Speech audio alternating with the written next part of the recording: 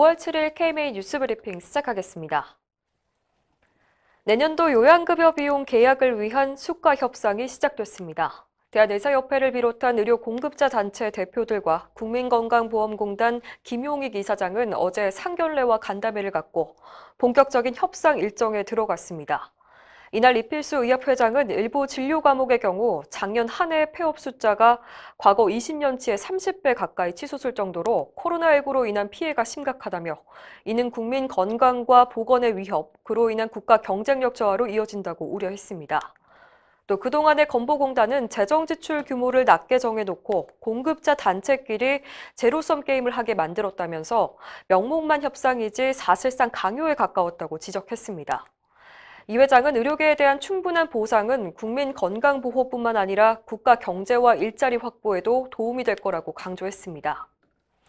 정영호 병원협회 회장도 코로나19 극복이라는 중차대한 시기에 의료진이 힘을 낼 수 있도록 특별한 배려와 결정이 필요하다고 말했습니다.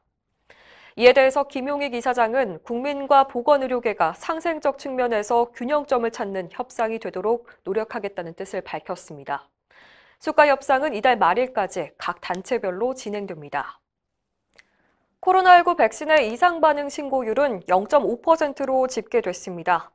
예방접종 대응 추진단이 공개한 자료에 따르면 이상 반응 신고율은 접종 1주차 때 1.8%에서 9주차 때는 0.1%로 감소했습니다.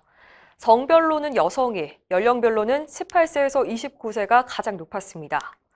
백신 종류별로는 아스트라제네카가 0.8%, 화이자가 0.1에서 0.3%로 나타났습니다.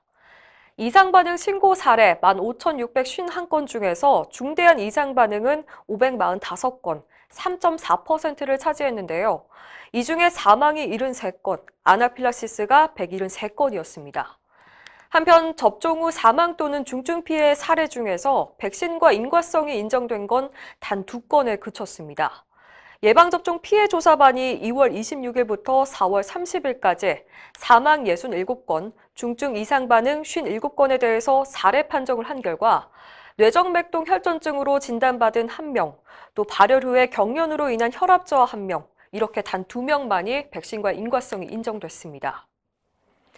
이처럼 인과성을 인정받기란 하늘의 별 따기인데요. 그래서 의협은 백신과 인과성이 명확하지 않아도 포괄적으로 보상해야 한다는 지적을 계속해서 하고 있죠. 이런 요구가 반영된 법안이 국회에서 추진돼 주목됩니다. 국민의힘 서정숙 의원이 발의한 감염병 예방법 개정안은 질병관리청장이 백신 접종과 피해 사이에 아무 관련이 없다는 사실을 증명하지 못하면 피해자에게 보상토록 하는 내용을 담고 있습니다.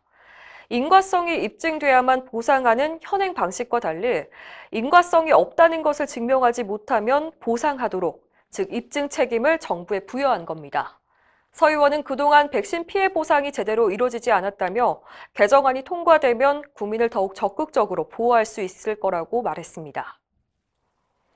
다국적 제약사의 국내 법인들이 의약품 원가를 몇 배씩 부풀리는 방식으로 약값을 높이다 수백억 원의 세금을 추징받게 됐습니다. MSD와 화이자 한국법인은 작년 말에 국세청 조사를 받았는데요.